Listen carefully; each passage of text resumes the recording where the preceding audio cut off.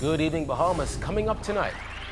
Workers from all over joined the Labor Day March. That story is coming up tonight on our news. The preliminary report on the New Providence landfill revealed. We've got the details.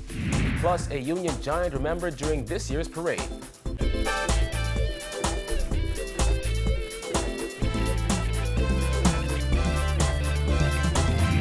Our news is brought to you by Alive, the nation's newest and best LTE network. Good to be alive. Welcome to our news and thanks for joining us. Happy Labor Day. I'm Kyle Joaquin.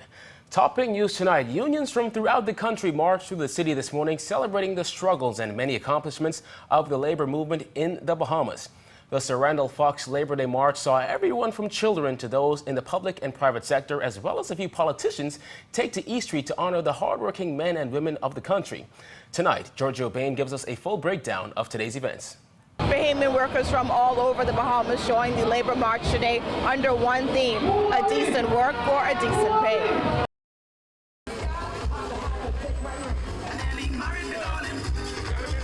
It's the second time around as Labor Minister for Dion Folks. We caught up with him on the parade where he congratulated the unions on coming together for one big march.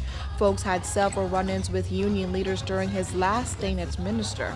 But today he said he believes that communication will be key to labor peace in the country.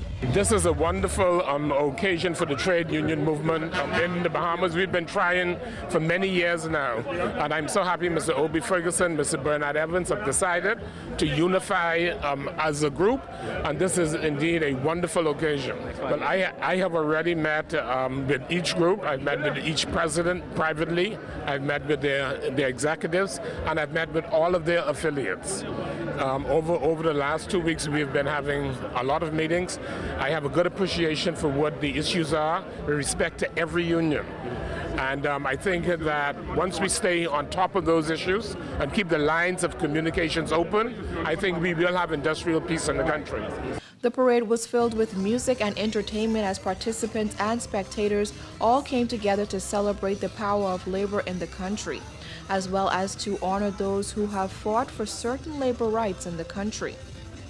Opposition leader Philip Brave Davis led the Progressive Liberal Party along the parade route. Dressed in their yellow, the PLP showed up in large numbers. Also in the mix, former Tourism Minister Obie Wilchcombe and former Labor Minister Shane Gibson. According to Davis, the party and its supporters turned out to show their support for Bahamian workers. Well, as you know, the labor movement was birthed by and through the PLP, or the PLP was birthed from the labor movement.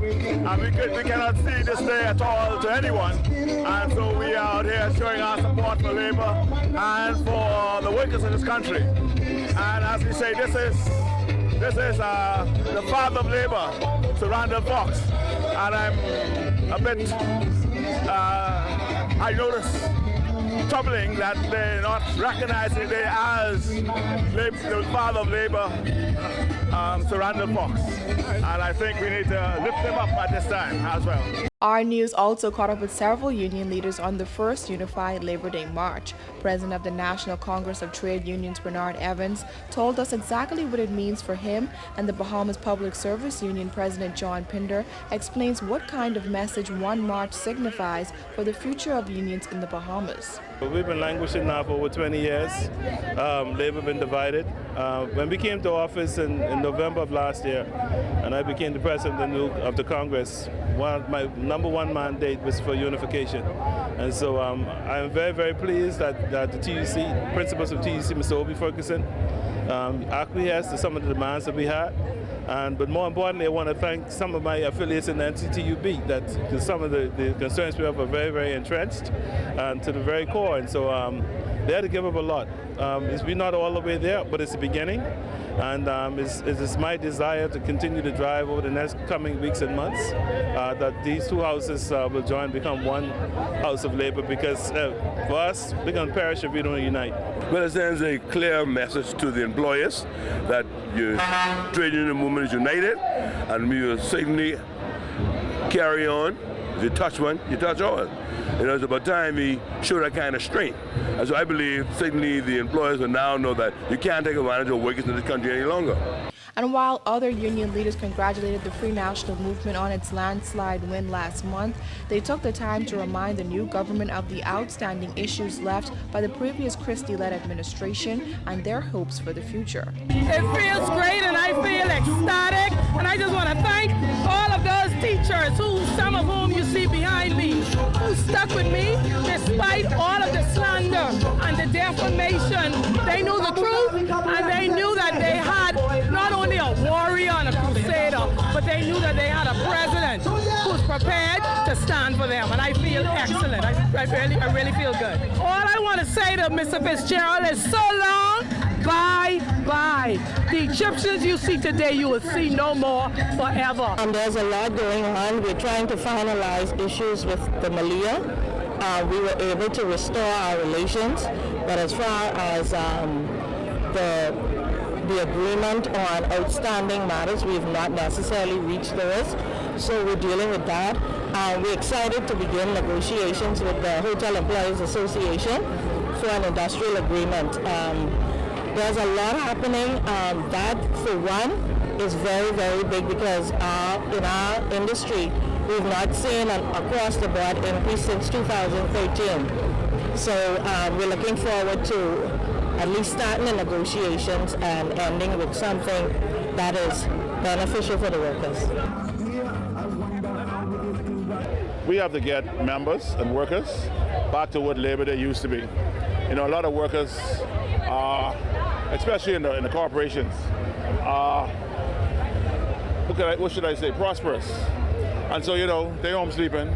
They forget that, you know, without labor, they wouldn't have been there. So we need to encourage members and stuff to get it, because a lot of members, a lot of labor workers are doing poorly, as a matter of fact. You know, you got the banks, they're getting taken advantage of. KL Bahamas, for instance, getting taken advantage of. You know, we need to solidify this whole workforce and make truly what the Constitution say. You have the right to associate with the labor union of your choice, and that must be respected in this country. Our main statement today is to those persons in Royal Bank, Scotia Bank, Commonwealth Bank, Bank of the Bahamas. This is where you belong. It's Labor Day, and this is where you belong. Okay? You are a worker.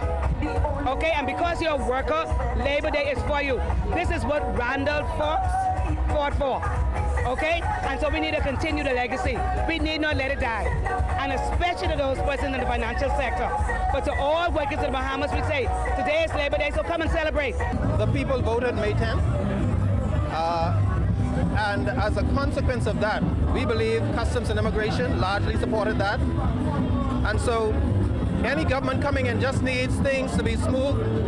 And I don't see any reason why we cannot bring this to a conclusion. Well, this is a day for workers to celebrate all of the major accomplishments that Labor has gotten for workers, like national insurance, like the 40-hour work week, the lunch period, national insurance.